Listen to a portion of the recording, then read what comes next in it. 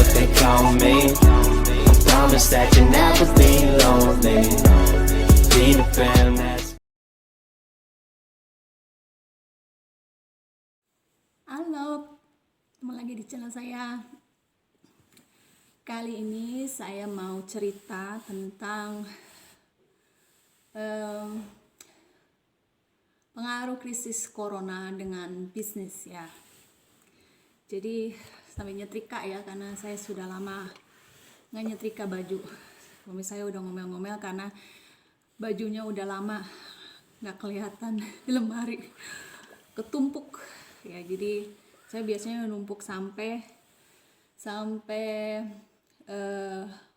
lumayan banyak gitu, karena saya nggak nyetrika tiap minggu, nggak, biasanya hari Sabtu memang, tapi nggak selalu ya. Dan ini saya beli di Carrefour Indonesia. Jadi udah lama saya pengen nyoba, tapi ternyata bisa ya dipakai di sini juga sama ya. Karena yang di sini ini saya punya dari orang dikasih di Jerman.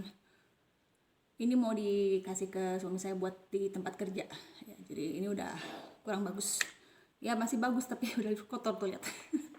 Bisa sih dibersihin, cuma ini aja yang udah bersih. Oke. Ini ada buat ininya, buat apa namanya, buat uap. Coba kita panasin dulu ya. Ini belum panas nih. Ada berapa potong? 1, 2, 3, 4. Ini prioritas yang harus disetrika. Yang lain nggak usah. Yang lain kalau mood aja. Jadi gini, di Jerman karena corona kan banyak bisnis yang tutup ya. Jadi kalau di Jerman ini dapat kompensasi dari pemerintah, besarnya berapa saya nggak tahu, tapi karena suami saya juga pengusaha ya, walaupun kecil tapi bisa apa namanya, kayak masukin laporan gitu, atau ya kayak gitu, untuk dapat ganti rugi, itu kompensasi karena bisnisnya rugi selama corona ya. Jadi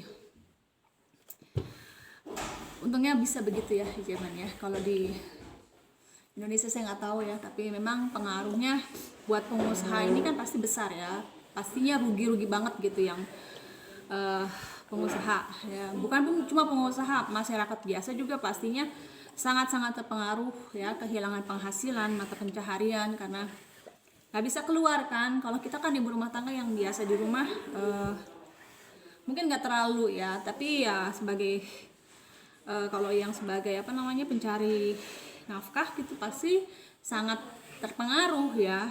Jadi memang susah, jadi kita mau mengandalkan pemerintah juga uangnya dari mana kalau di Indonesia ya, ngutang lagi nanti dikritik lagi gitu kan.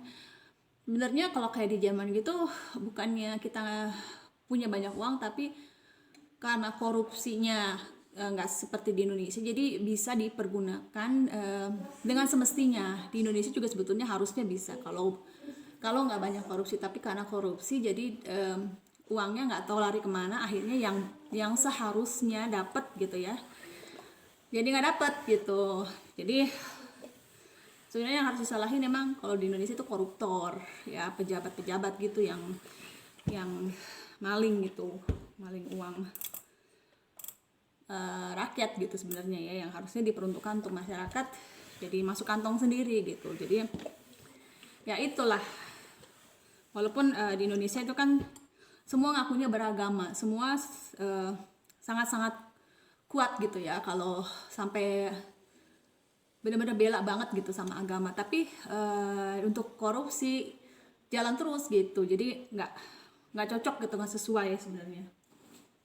Tapi begitulah kenyataannya ya. Kita cuma bisa berharap semoga kedepannya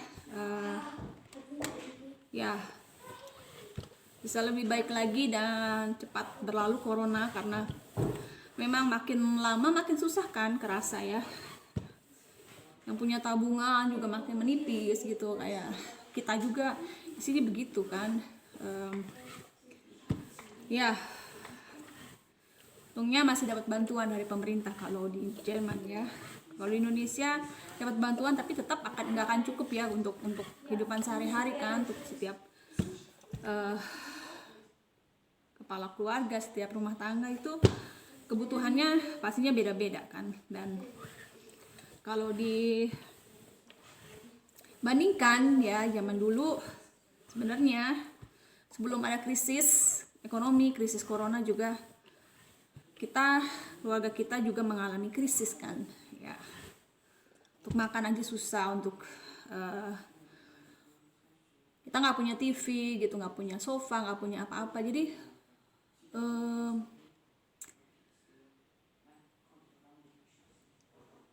roda terus berputar gitu. Jangan putus asa, karena saat ini mungkin kita ada di bawah gitu, tapi kalau kita nggak putus asa terus berusaha, suatu saat keadaan kita juga bisa berubah gitu. Jadi jangan kecil hati, pesimis dengan keadaan sekarang. Walaupun sekarang memang lagi susah keadaannya, tapi kita semua mengalami gitu. Kita semua mengalami, dan bahkan dulu di saat orang lain nggak mengalami, kami sekeluarga mengalami. Jadi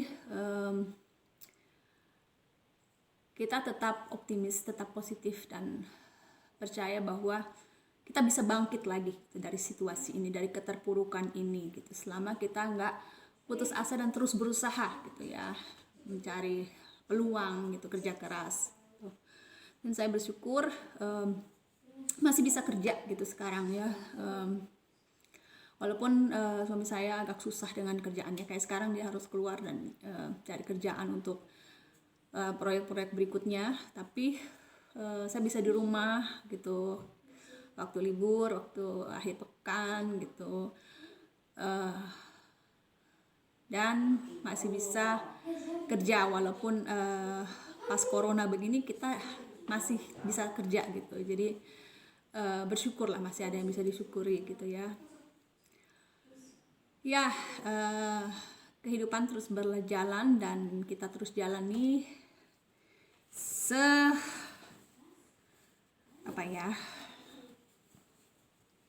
setiap orang punya jalan hidup masing-masing. Jadi kita nggak perlu lihat atau bandingin kehidupan kita sama orang lain. Jadi yang saat ini mungkin ada di atas ya, belum tentu juga terus di atas. Jadi jangan juga takabur atau sombong ya. Kebanyakan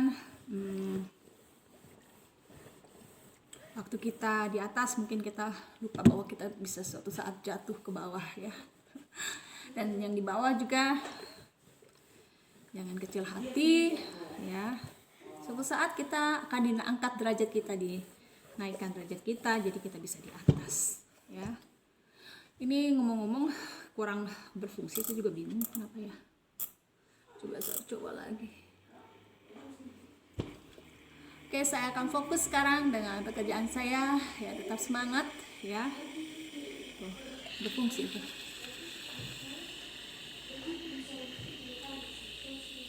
Sampai ketemu di video berikutnya. Jangan lupa subscribe channel Babu Jerman. Dah.